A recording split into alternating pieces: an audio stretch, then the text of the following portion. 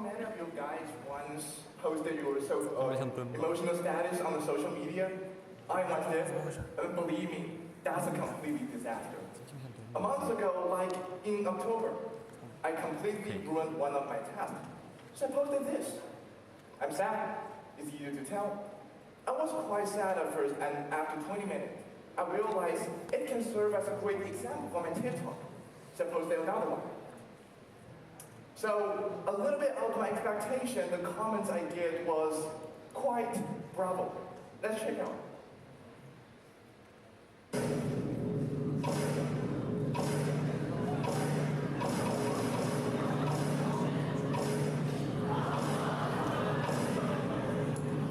You see, those comments are amazing, right? And don't laugh. I know some of those posters of mean comments are just sitting right down there. So, forget about this little warming up. At that time, I realized maybe we don't feel our emotions anymore. We just upload them. And why does it happen? I think that all happens when we start to debug our emotions. Think about it. When is your last time feeling something very deep without checking for your phone? Phone right now does not only serve as a tool to connect people with people. It serves as a tool to connect the people to the whole world. So I want to ask a question. Have any of you forget your phone at home and think that it's not only forgetful, but a disaster? Please raise up your hand. Okay, see, most of you guys raise up your hand, and for the rest who didn't forget your phone at home, I can tell you, that is completely disaster. So, let's take a look. Basically, this is what you are when you first realizing you're losing it. And after 5 minutes, after 10 minutes. Come on, give me some applause. You just have completed the whole human evolution process that nature cost millions of years to complete in just 10 minutes.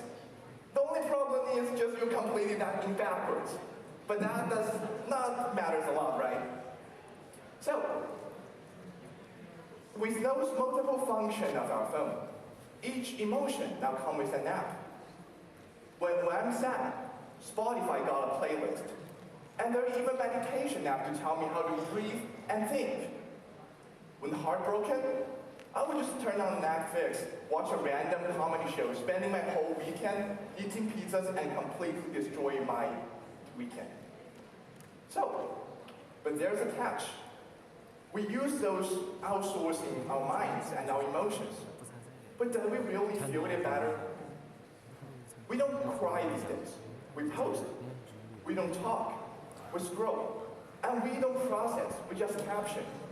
And that feels normal, like everybody else in the society right now is doing the same. To figure out why it happens, we might get a tour inside our human brain. I know Disney had a movie called Inside Out.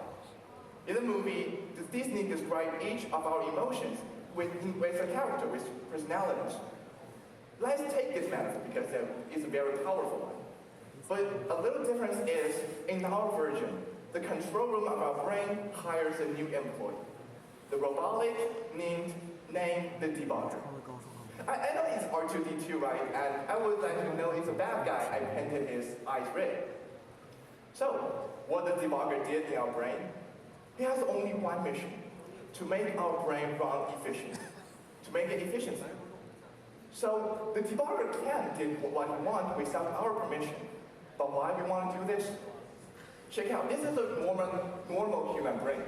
The red parts were our emotions, and the green parts was our productivity or our efficiency. We hired the debugger to remove the emotions and fill it with our productivity, like this. That's what you think you're gonna be after hiring the debugger. But there's always a but. What you really end up is like this. We remove your emotions, but the empty part will just stay empty. Productivity will not fit in that. So we can have the conclusion. The more we debug, the less we feel. And I have a strange example to detail this. A very strange things happened in the past 5 decades. 50 years ago, feeling sad after a breakup or losing a job is called life. But today, it's called a disorder. According to the American Psychiatric Association, if you feel depressed for more than 15 days, you may have the major depressive disorder. 15 days. That means if your heart takes 2 weeks to heal, you're not healing. You're sick. And between 1990 and 2020, the usage amount of major depressive medication of major European countries has risen from 200% to 300%, according to the different situation of the country. So, medication do save lives. It saves hundreds of thousands of lives. But what it reveals is, we human beings gone try edit our human condition. We just remove the unstable parts, our emotion, out of our system. Like they're virus to be killed, bugs to be fixed. So, at that time I realized, maybe sadness was never our problem. Our intolerance of sadness is. Remember the little experiment I talked at the beginning of the talk? Just that with mean, wonderful comments. At first I think, as a scientific research, it's a completely failure.